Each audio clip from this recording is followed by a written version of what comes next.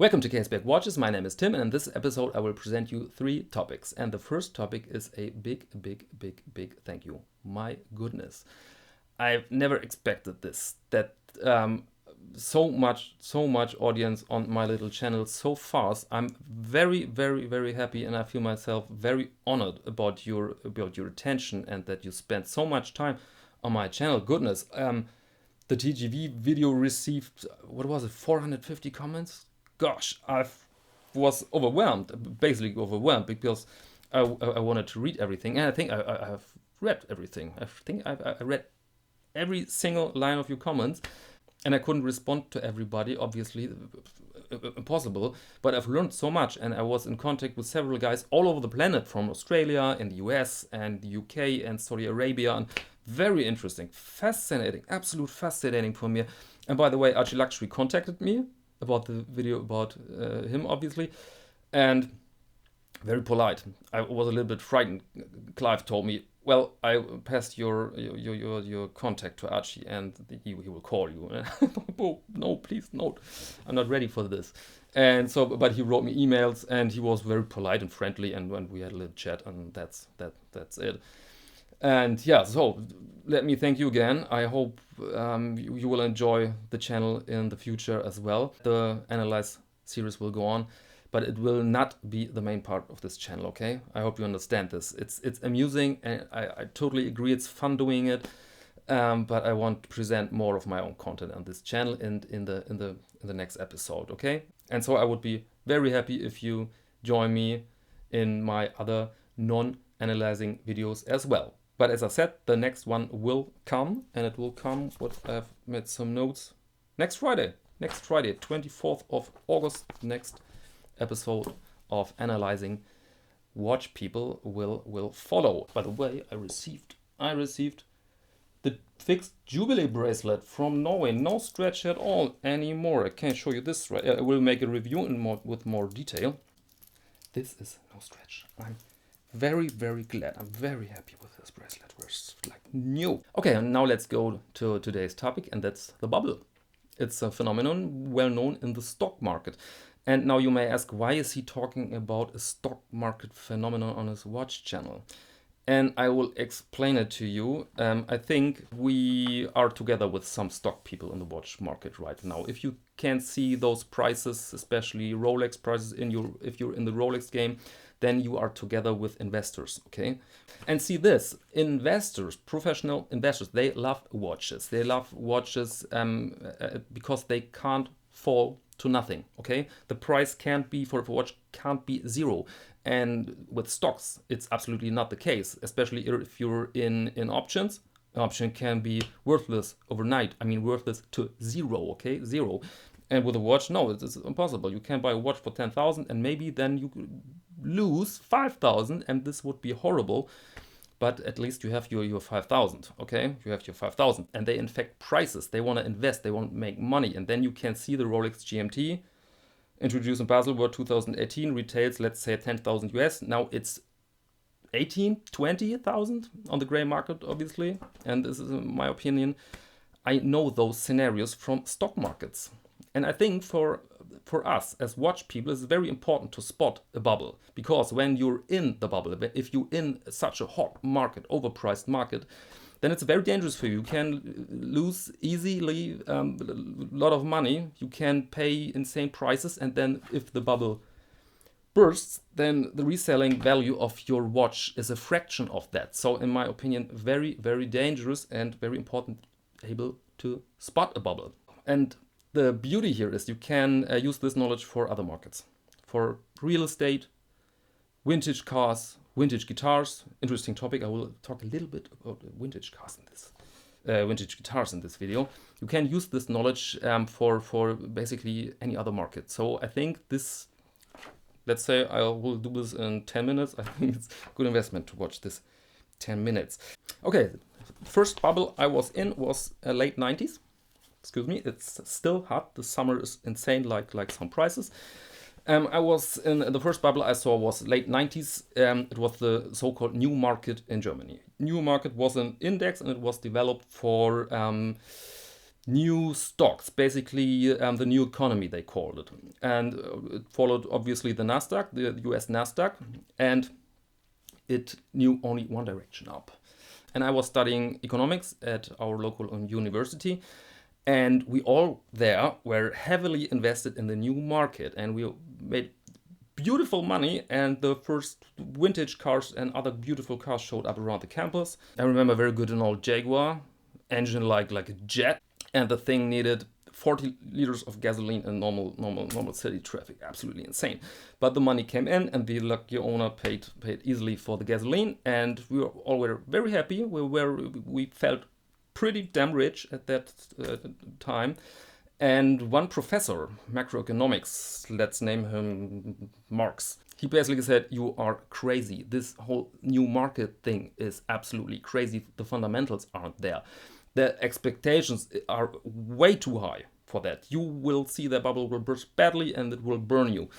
And we said, yeah, thank you very much, Mr. Marx. Good advice. Thank you, sir. And we and we thought that old fart, absolutely no instinct for the great opportunity of this glorious situation. And let's carry on, mates. Let's make some money here. And we did. And then 2000, the bubble collapsed. The bubble burst so bad that they discontinued the entire index. The entire index was toxic. Nobody wanted to buy anymore some of those stocks under the label new market. It was the new shit market, so to speak. And the Jaguar was still on his parking lot, but the owner couldn't afford anymore the gasoline. And I burned, I think, 30% of my assets. And the old fart was Mr. Marx again. And he showed up at the university with a grin that size. And yeah, thought basically you were idiots, and I've told you that this would be happen. Yeah. Okay, but now to the point. Number one, people argue with emotions. You can see this on forums or here on YouTube. Basically, if you have a discussion about a Rolex model, let's take the Rolex GMT, introduced Baselworld 2018, retails 10, gray market 20, and then some guy says the thing is overpriced. Look at that. It's a absolutely good watch, beautiful watch. It's an icon, everything, but 20 grand. This is insane. And then second later, I can assure you, a second later, somebody will say, "You're just jealous. You're just jealous that people can afford that watch for 20 grand, or let's say 18. You're just jealous." And maybe that's the truth. But let's imagine we see two analysts in a bank, okay? And they are in front of the chart, and analyst number one says, "Look at that stock, this particular stock here, and it's way overpriced. The expectations are too high. This thing is overpriced." Do you see that? And analyst number two says, "You're just jealous. You're just jealous that people can afford this stock." Second, high prices together with a product which is not in need for your life. Okay, we all need food, we need water, we need electricity, we need warmth, we need our houses. But do we need watches for our life actually? Third, people from outside the bubble get interest in the product, in watches, let's say. And I'm not talking about the investors, I'm talking about normal people like your barber, your uncle, maybe he's a plumber or a teacher or what else. And I've noticed this, that people come and they say, "Hey, the interest rates at the bank are crap, and I have those 10,000 euros or 10,000 US dollars, and I want to invest it." And in my opinion, this is a little bit odd as well. If a guy is going to enter the watch market without any knowledge about risks and opportunities. Okay, sign number 4. Let's make a quick comparison here with this watch. This is a Zenith El Primero, or Zenith, as the English speaker would say. And it's not mine, it's the watch from a friend of mine. I call him the gambler in some some earlier videos and he wasn't so pleased about his new title, but this is his watch and I have to sell this watch for him because he's in trouble with taxes, and now he's selling his watch collection. I help him a little bit with that, and I borrowed this Zenith Primero, and this watch retailed at, I guess, roughly 10,000 euros. And the price right now is 3,500 because it's used, and I think, in my opinion, the correct market price is 3,500 for the piece. And now look at that. I mean, this is a complicated watch. Look at the complications. Beautiful moon phase. Of course, the chronograph. You have the day, the month, the date, and everything. You have a see-through case, exhibition case. You have a sapphire crystal, obviously. It has a nice size. It's a real piece of art. But it's only worth roughly 30% of its retail value. And I mean, compare this to in comparison, simple Rolex, which is worth 10,000 at least. I mean, this is sort of crazy, and this is sign number 4. If you can compare your watch, your Rolex, to another watch which is so much more complicated, then this leads to the question, is this the right price for the Rolex, or is there something odd and something dangerous going on? Number 5, you can't explain the price inside the bubble. You're inside the bubble and you can't explain the price to people outside the bubble. I mean, we all have tried this, or not? I mean, if you are together with non-watch guy and they always ask, how much is the price? How much is the watch worth? And when you say, okay, it's like your car, then they say, are you insane? And then you explain, hey, but it has a very nice sapphire crystal, or they look at the calendar and, oh, those cathedral hand, very beautiful, that's very pricey, that's very expensive, that's very valuable, and so the price is absolutely reasonable. Then you will ask, you reasonable, buddy, you're insane, and maybe we are, and maybe this is a good thing. Maybe this is the beauty of the hobby. Okay, last point. Last sign for a bubble is a artificially restricted market. This is a little bit complicated. Let me explain what a natural restricted market is. It's basically it's real estate. You can't add an amount of, let's say, 1,000 houses to a real estate market in a city, okay, in 6 weeks. Okay, the Chinese, they can do this probably in 3 or 2 weeks, but in the other country, we can't add 1,000 houses to a market in 6 weeks, okay? We can't. This is a natural restricted market, and if you see high prices on this market, then they could be justified. They could be correct. They could be a correct, good market price. But if you are in an artificially restricted market, then there is some different points to view. Let's take Rolex. Rolex can decide, well, in this year we will produce 1 million watches. And then in the next year they can say, well, and now we are producing 600,000 watches. Then you have man-made rarity there. Man-made rarity. You have an artificial restriction on the market.